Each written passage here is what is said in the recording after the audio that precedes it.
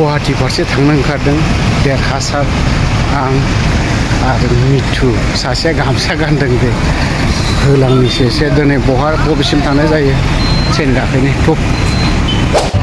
गुवाहाटीनि आबहावाखौ खनसे लाहैबावनायसै आरोबाव दिनैहाय माखासे भिडिअ दङ लिंहरदों भिडिअ खालामनो बेखौ मेन चेनेलावसो हगारनाय जागोन बैयाव बै मोनसेयाव लोगोसे दंफायो देरहासार इस्लारि फंबाय आरो दंफाबावो लोगोसे मिथु बर' बिथाङा जाहैबाय बाक्सानि चिराङाव थायो बिराद दुगाथारसै दा सानैबो बाक्सानि गाब्रा नोंलाय नोंसो चिरांनि माथो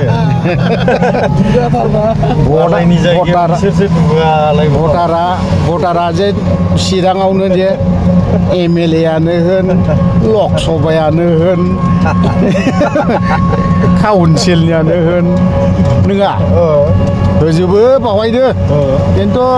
जोनोमाल'नो हजोंसो थेवबो बावहायनो सम्पतियानो गासैबो दंजोबो मिथुआबो सानसेबाबो लाबोबावसिगोन ओइ बे क'क्राझारावसो होगोन होनायालाय नामा दिनैहाय सोरनाव जाहैगोन ओंखामा खाफाला बाहाय जुफियो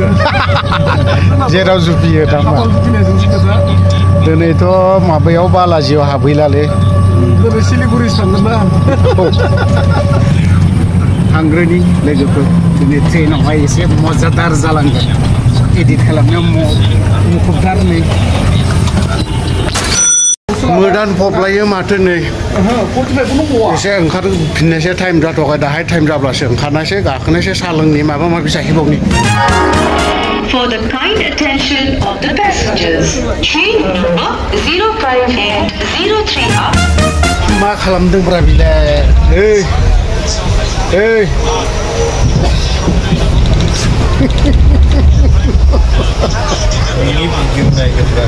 मा आयु बेखौ माबानिरा बे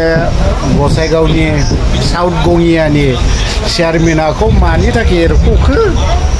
ओमफ्राय आरोबाव बिसोरनि गेजेरावनो उल्था फाल्था मा जाद्लायदोंथाय फुराना चेयारमेना माबा माबि हैयाखैना मा बेफोरबायदि जाद्लायदों आरोखि बेखौनो लालायनानै दाङाबाजि दाङाथ' बुलाय सुलायथ' गैया नांलाय खमलाय मावखुमालायदों आरोखि औ बे चेयारमेनाबो माबा मोनसे मावदों ओमफ्राय दा बेखौबोथ' आरो बे माखासे मेम्बारफोराबो बिजोंबो माखासे मोजां मोनग्रा दङ सत्र'जन बेबो बेखौ चेयारमेन जुदि होफिनाबा जों बेजों जा डिसिसन लायो बेजों थांगोन बेफोरबायदि आरोखि थाखायो थेवबो एसे गाज्रि खोनायो ना गावजों गाव बेखौलाय आरो बे चेयारमेन बिबार मोनसेखौलाय आरो मोननायाबोलाय माथो मोनबाय थानो लुबैनांगौ जाखोना कामाख्या मोनबायलै कामाख्या ओइ स्टेसनाव उन्दुनायसैलै दिनैहाय नामा हा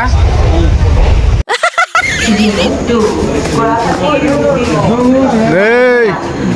बिराद नोंसोर भुटाननि गोजाथारदै सानैबो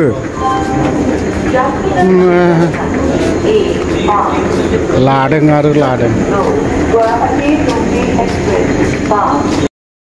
सफैनाया सफैबाय सासेया बिसिनायाव गोग्लैबाय ओमफ्राय नै ओरैबायदि गरम फुबाय जालालै ओरै जों थानाया दिनै बे बाराव एसियावसो दङ ओमफ्राय नै ओरैहाय भइस डाबिं होगासिनो दं भइस डाबिं बे जोंबो रुमाव सफैबाय उन्दुनायसै ओमफ्राय बे अंखाय बाखाय ब्लग फिसाया बावहायनो बाय बाय गुड नाइट